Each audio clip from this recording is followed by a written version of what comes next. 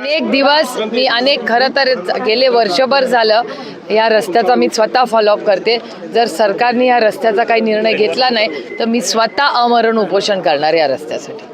त्यांना माहीत नसेल, आमची PMRD बरोबर मीटिंग झाली आणि त्यामध्ये तीर्थक्षेत्राअंतर्गत आपण या ठिकाणी विकास आराखडा तयार केलेला आहे. त्यामध्ये 9 कोटी रुपये आपण या ठिकाणी मंजूर केलेले आहेत.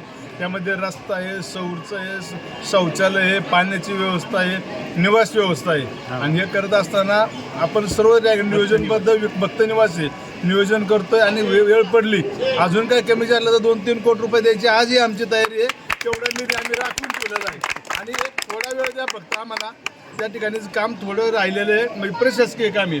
ते झाल्यानंतर आम्ही थोड्याच कामाची सुरुवात करू आणि 1.5-2 वर्षात तुमच्या या बनेश्वरचा पूर्ण कायापालट झाल्याशिवाय राहणार नाही. आणि जो नसरापूर वेल्ला रोड आहे त्याच्याबद्दल काय सांगाल? तो पण रस्ता आता खरं तर पूर्वी एक जॉब झाला होता, तर आता आम्ही उरलेलं काम होतं ते कॉन्क्रीट घ्यायला लावलं.